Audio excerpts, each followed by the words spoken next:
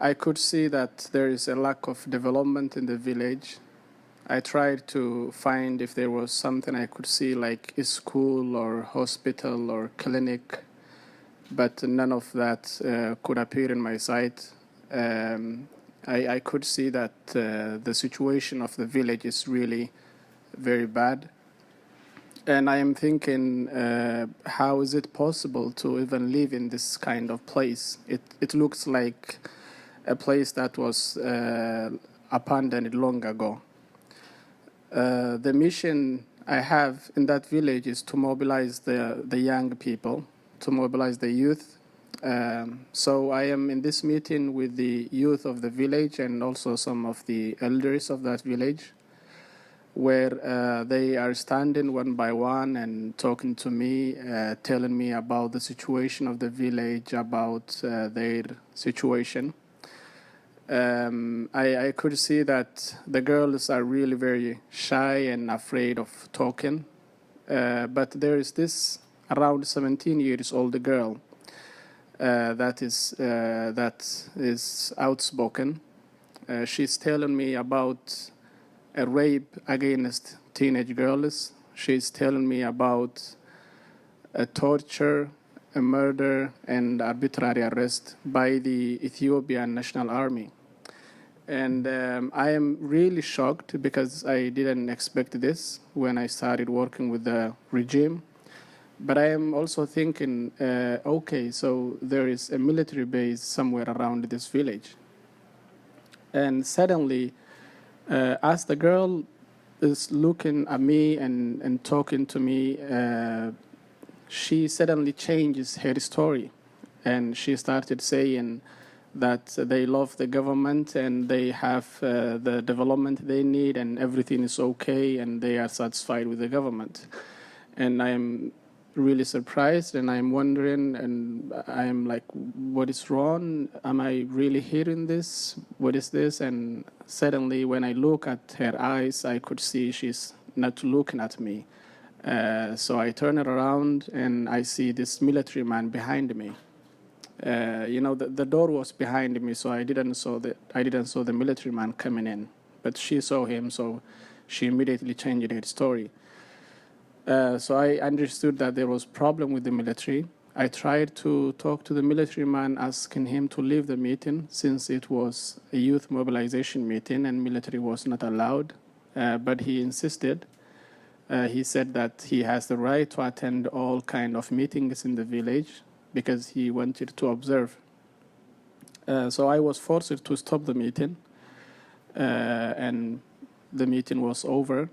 But I am thinking that maybe this, even though I was really shocked, I am still thinking that maybe this is the situation my friend wants us to change. Maybe this is the situation the government is trying to change and develop the people.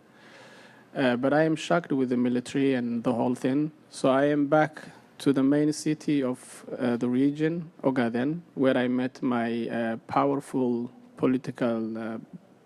politician of my friend. And I told him what I have seen, and I expected him to be shocked. But unfortunately, he's smiling and he's laughing and he's okay with what I'm telling him. He's not shocked. And he said that I was just a young man and I needed to visit more villages and I needed to get more experiences. So I understood that he was okay with what was happening. And also he was one of the people behind what was happening in that village and of course in other villages. I was really very sad. I was depressed for a couple of days. I was running out of sleep. And it was really a difficult time because I was coming from, my experience was from business. I was a businessman before I started working with the government. And it was really very difficult for me to cope up with that kind of things. But I finally decided to quit the job I had with the government. And that was impossible because they will be suspicious as if the person has become against what they are doing and the person might end up in a problem. So my decision was to collect documents evidences, all kind of documents I could get about the violations and get out of the country and share it with the international community. It is after 1 year now, and he has become the president of the region, where he is up to today. He is still the president, the current president. And he nominated me to the head of the media of the region. That includes running a website, FM radio, and a TV channel. So I have got access to a lot of different sensitive information. It's about killing and torturing and murder and arbitrary arrest and a lot of things and hidden genocides. And I am collecting those evidences, including the video about Johan and Martin, the two Swedish journalists that were arrested in the Ogaden desert and tortured. We are at the president's palace this time, at his special room where he meets with people in private. So it's just the two of us. We are in this well-decorated room. The TV is on mute. There is a telephone nearby the president, and suddenly the phone is ringing while we are talking.